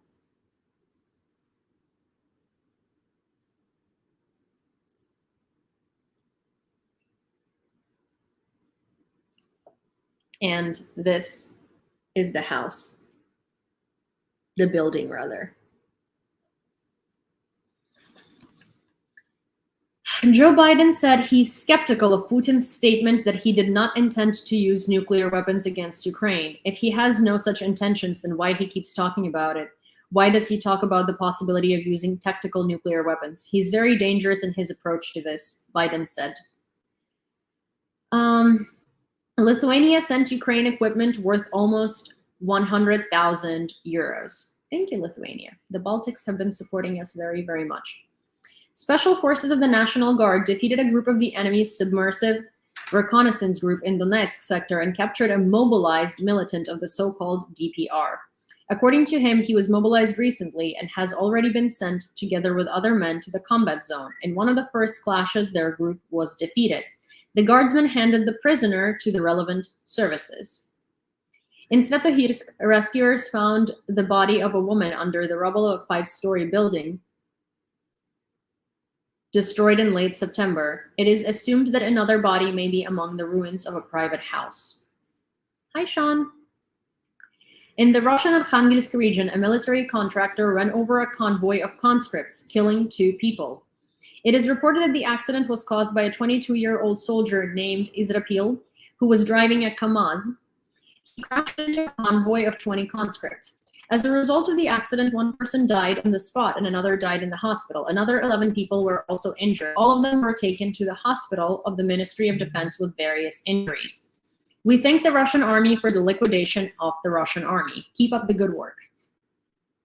The United States of America plans to decommission its most powerful nuclear bomb, B-83-1. This is stated in the U.S. National Defense Strategy. In addition, according to the strategy, it was decided to abandon the program of creating cruise missiles with nuclear weapons of sea-based. Thank you, Beatrice. Azov Special Forces are testing new drones, Kazan, received from the fundraising of the company. Thank you so much. This is so cute. Thank you. The Kazan UAV was developed in Ukraine. This bird has a system for dropping ammunition of any type to destroy enemy equipment and manpower. It is also equipped with a thermal imager that allows it to work at night. This is a drone that Ukrainians developed in Ukraine. Also, now that we have approached the subject, so here it says Azov Special Forces. So in Ukraine, they're called Azov Special Forces, but they're actually a fast response group. So one of the things that I really want to address, and I think it's incredibly important to make that distinction, is that there are a couple of separate things that are called Azov. There is the incredibly professional elite unit of the National Guard, Azov, originating in Mariupol. That's a battalion of the National Guard of Ukraine. That is the Azov. That is the Azov that was in Mariupol. That is the Azov that is like, that Russia deems are Nazis. That is the battalion that everybody is like, you know, like full force on, right? This is the unit that is super professional, incredibly, that is the unit where everybody's super controlled. They would never let any like weirdness, any weirdness go on there. It's very strictly enforced. That is the unit that Tork serves in. And that is also the unit that, you know, reviews all of the interviews and is very, very strict with their guys. Most of them don't drink. None of them do drugs, smoke, or anything like that. Most of them are straight edge, right? Now, there are a lot of Azov units that are called Special Forces Azov, SSO Azov, or it's a fast response group called Azov. They are not related. SSO Azov Kyiv, SSO Azov Kharkiv, SSO Azov whatever, not the same Azov as the people from Azovstal. Not at all. Confusing. I know, incredibly, really annoying, needs to be renamed after the war is over.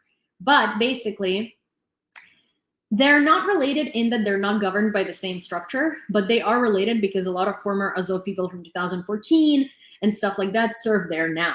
Right? But this is not the same military structure. This is not the same unit. This is not the same people who serve in there. Well, some of them used to serve in Azov and now serve there, right? But these units are not nearly as enforced as Azov is. They're just regular units of the armed forces of Ukraine that have the same commandment. That have the same commandment as, like, you know, the rest of our military that still needs to be like NATO-ized and modernized and stuff like that. They are not Mariupol Azov.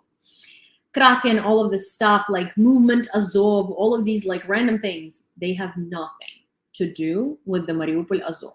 And I, for one, really hope that there is going to be some enforcement where Azov from Mariupol is going to stay being called Azov, and then these other units are going to be renamed to something else, because when those other units that are not nearly as professional, that are not nearly as enforced or something like that, make a mistake or if one of their members turns out to be like some weird treasoner, or like, I don't know, has some weird beliefs or something like that, immediately it gets tied to Azov in Mariupol, the battalion. But they're not the same thing. They just have the same name because, you know, there is no like trademark or patent or something like that. And so anybody can go create a unit and call it like Azov, Azov group, Azov, I don't know, Azov, I don't like anything really. And people are going to think that this is all the same Azov, but it isn't. They're separate structures with different commanders, they're with different things. They are not the same. And they're giving the real Azov bad rap in a lot of cases, bad rep in a lot of cases, because they're not nearly as like enforced. Literally, someone can go and say Azov mechanics and make it into like a military battalion. And people are gonna be like, oh, this is from Azov. No, it's not. They just named it that. Azov is a sea, right? Azov is a territory in Ukraine, like Priazovia. So it's not like they didn't make up this name. It's not a brand. But unfortunately, it now is, and it needs to be treated as such, as in like they should be the only battalion in our military, period, that's called that. Okay, Nosy Voldemort, I'm from Ukraine. And hi, Damien. So yeah, specialists of the Defense Intelligence of Ukraine disassembled Iranian reconnaissance and strike drone Mohajer-6, which was shot down over the Black Sea on September 23rd. It turned out that it is much worse than analogs of its competitors. Boa noite, Angela. Consequences of the Russian airstrike on Kramatorsk in Donetsk region, 27th of October, 2022. Czech Interior Ministry building decorated with a banner with Putin in a body bag. Sounds of the Czech anthem. Here's what that looks like. Also, I found out something really funny yesterday that apparently the whole world knew about, but I didn't. Thank you so much. Oh my God, I missed the wizard head, but thank you, Darlene. Oh, thank you, Darlene. But so basically, Czech Republic, as a joke, annexed Kaliningrad, which is like a Russian oblast that's like, you know, that's separated from the mainland. It's near Poland and Lithuania. And Czech Republic was like, yeah, so we did a referendum on the 4th, and we decided that Kaliningrad is now ours, and we called it Kralovec. And they have a website for it too, where they call it a Czech city and stuff like that. It is fantastic. I don't know how I missed it. It happened on October 4th. Apparently everybody and their mother knew about it. I didn't, but that's probably because I was busy editing interviews. Ukrainian military will receive 20 Warmate kamikaze strike drones, Minister of Digital Transformation Fedorev said. The Russians damaged one of the world's largest radio telescopes. It is located in a research observatory in Chuhuyev district. The territory of the radio telescope covers more than 100 hectares. Before the occupation, Russians lived in the observatory for several months and dug trenches.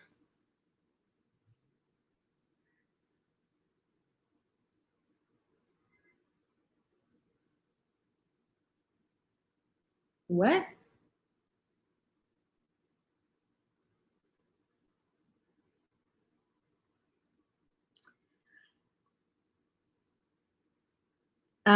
It doesn't say tak держать, it says way to go Russia, which means like, it's sarcastic. And this is not a bot, this is a person who's been here for a very long time. EU plans to invest in Argentina shale gas, says Reuters. Joseph Borrell announced the preparation of an agreement with Argentina. According to him, the future memorandum will be of key importance as the country is an energy power that shows promise.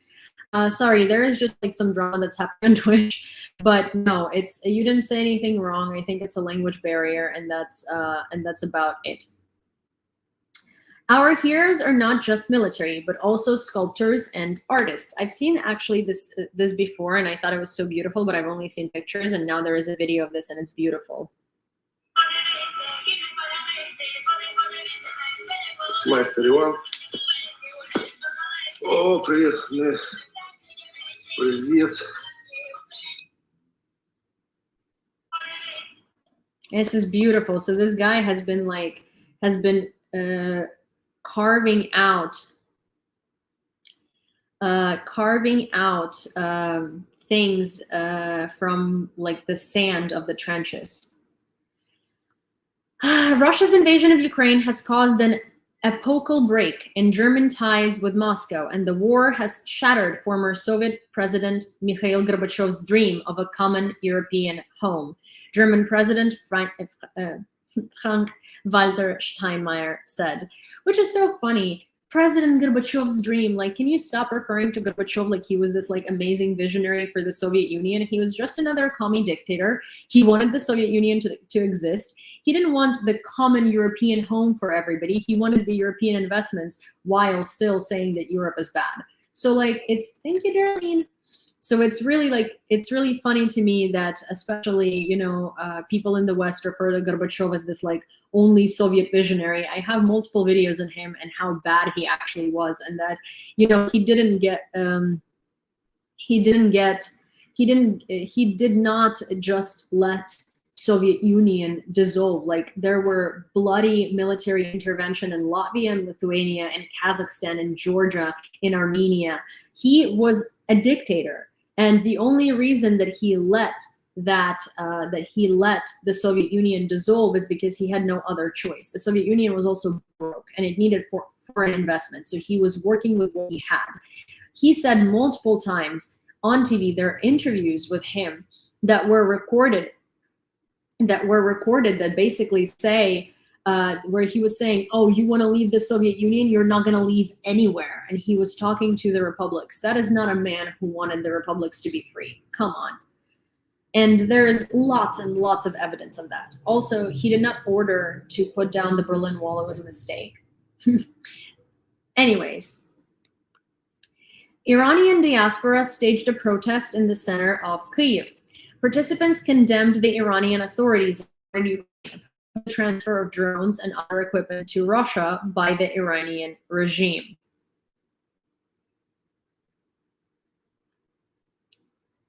Okay, I'm going to respond to this and I'm going to translate this because don't say stupid stuff. Obviously, he wanted the Soviet Union to keep existing, but a dictator? And at the end of the day, all of the republics left and everything is fine. Okay, yeah, he was a commie dictator, you know?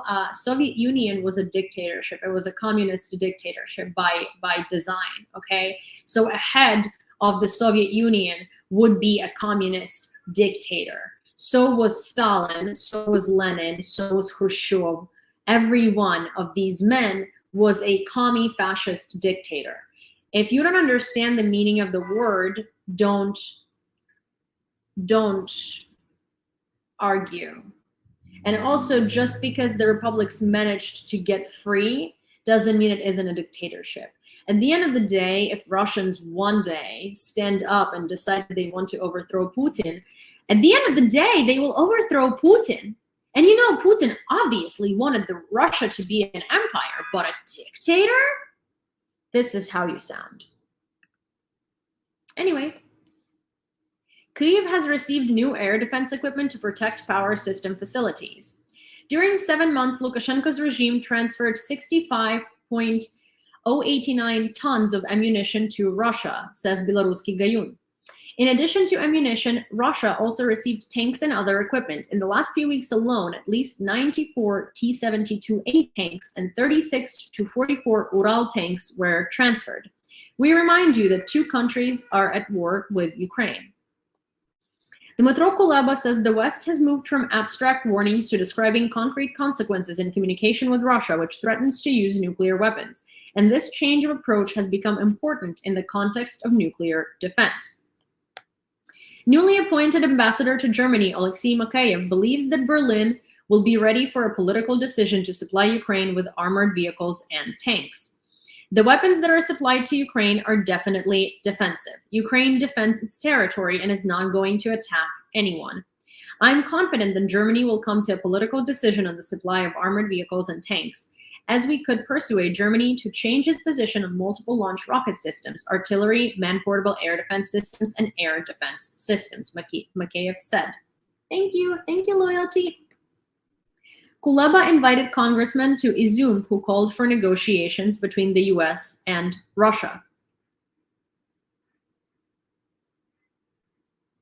I'm sorry, this troll is so funny. Wow, I love people. So wait a second. So the dictator Gorbachev got a Nobel Peace Prize. What are you gonna say to that? You know how many people got a Nobel Peace Prize that didn't deserve it? You know how many people have done atrocious stuff that have gotten a Nobel Peace Prize? He had gotten a Nobel Peace Prize for setting the republics free and for lifting the Iron Curtain. Here's the thing, the Iron Curtain wasn't lifted because Gorbachev was such a good guy. The Iron Curtain was lifted because Gorbachev and the Soviet Union were broke and needed American investments. Also, literally, the United States and the UK forced him to lift the Iron Curtain. And he got a Nobel Peace Prize for that. Okay? Which is, it doesn't matter that he got a Nobel Peace Prize. You can look up a lot of people who have gotten a Nobel Peace Prize that should not have. It is not an indicator of anything. It's the same as, you know, some sex offenders who work in Hollywood have gotten, like, you know, Oscars and stuff. There are also sex offenders who are writers who got a Pulitzer.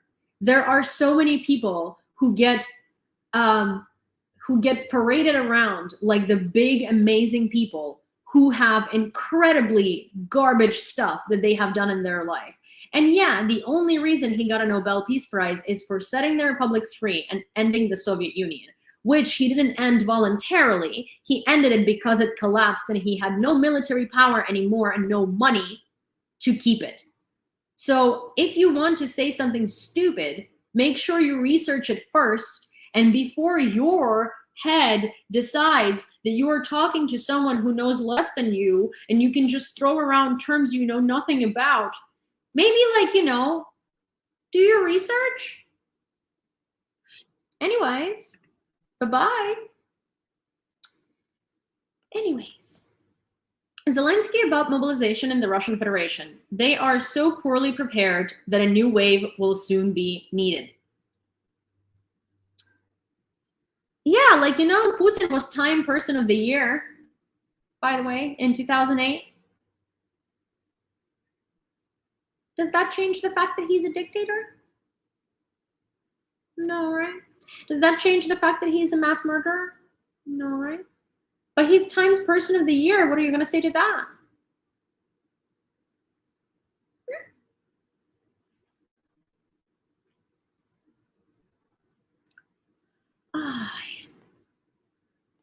Anyways.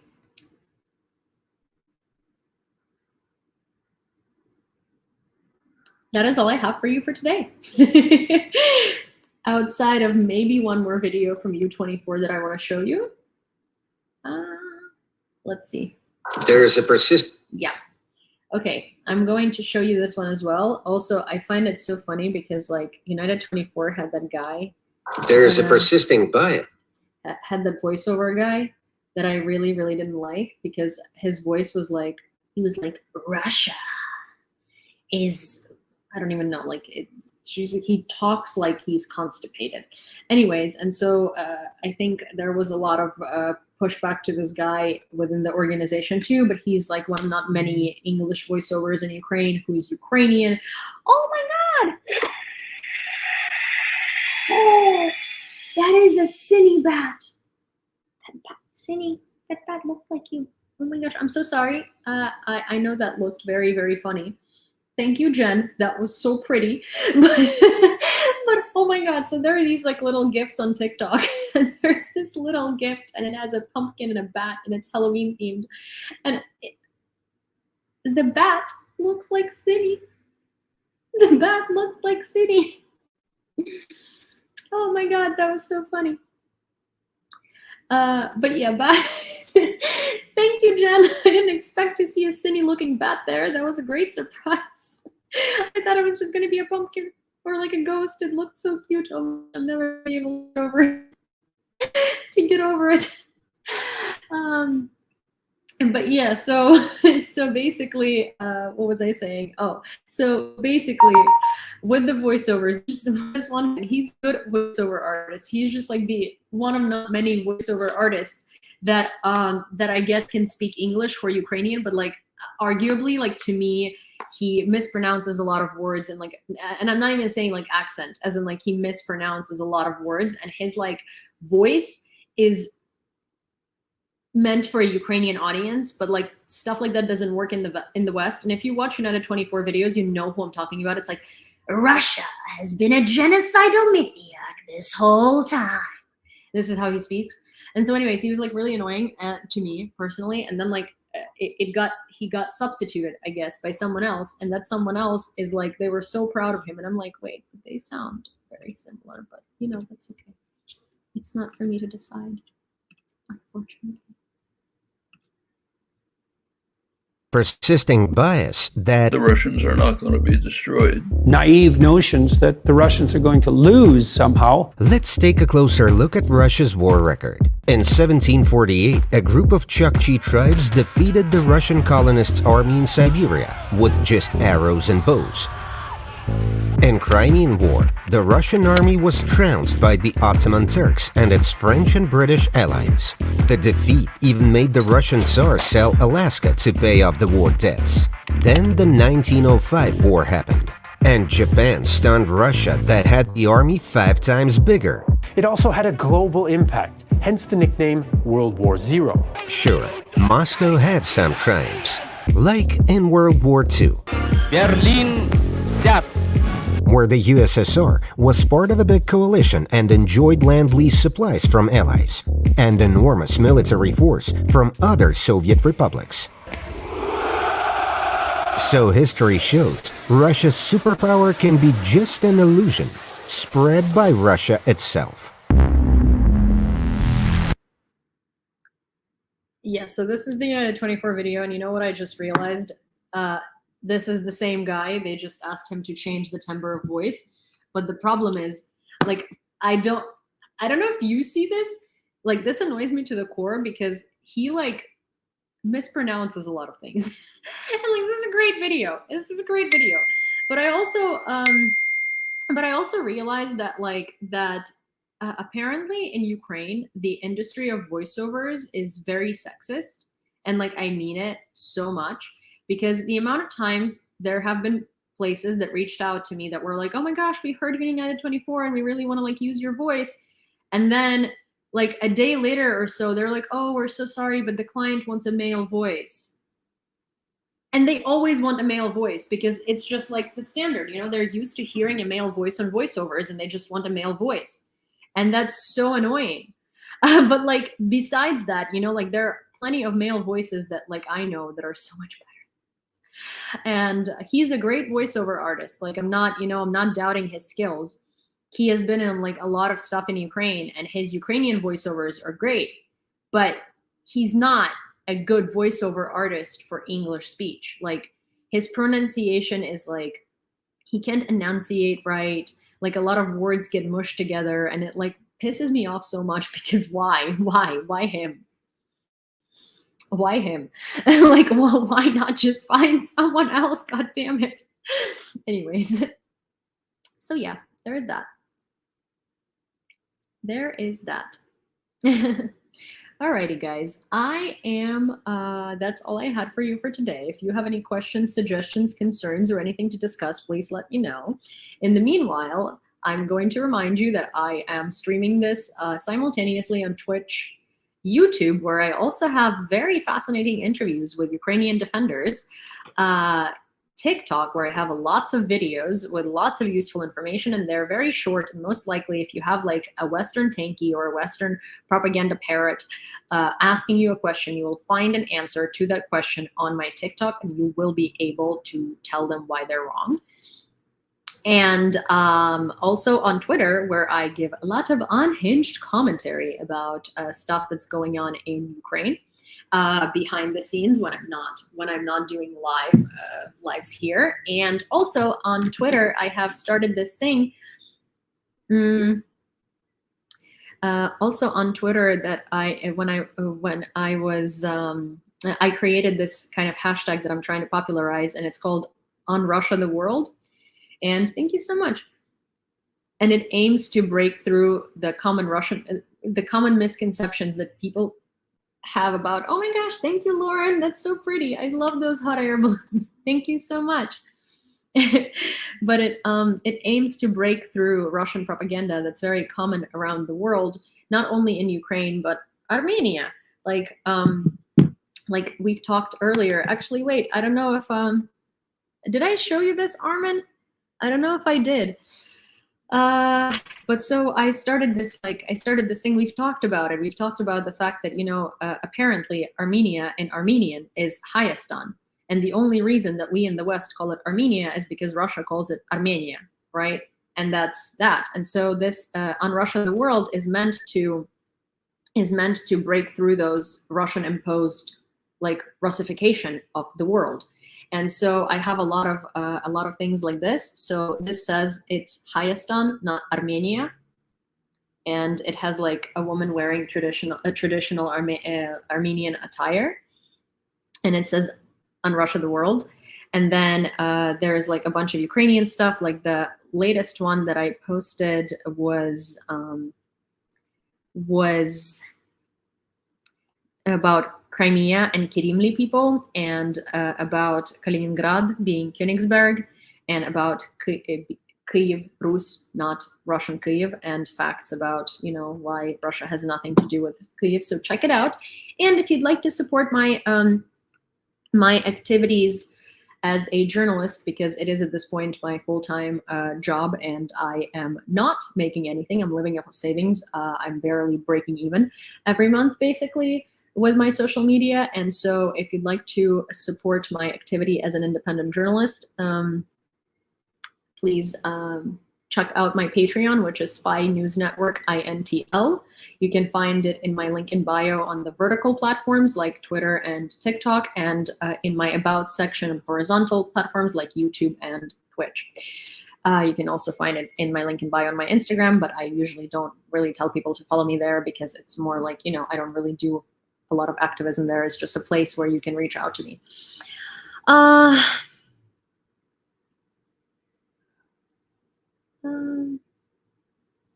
Oh my gosh. So yeah. And then there was something else that I wanted to say. Armin asked me, in college when you were studying history, did you have a favorite subfield?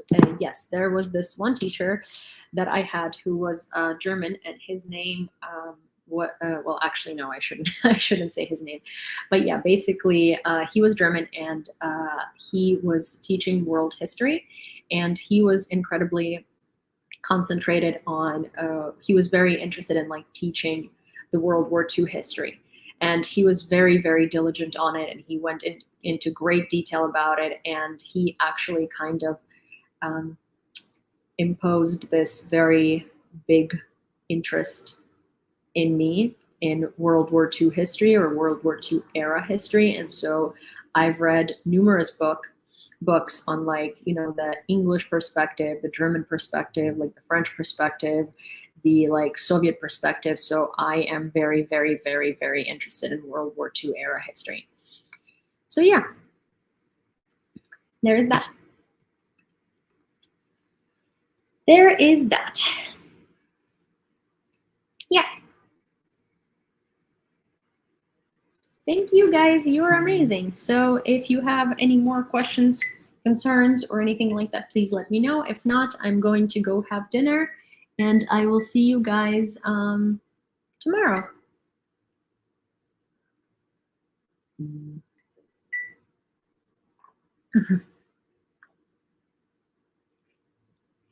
Cindy is like fast asleep. Shinny is fast asleep. Thank you guys. Oh, who's making noises?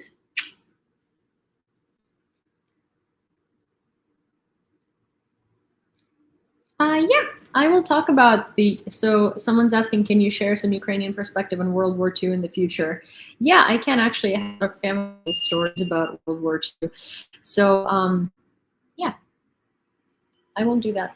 All right. Thank you guys. Have a good day. It was so good to see you, and I will see you tomorrow. Bye, guys.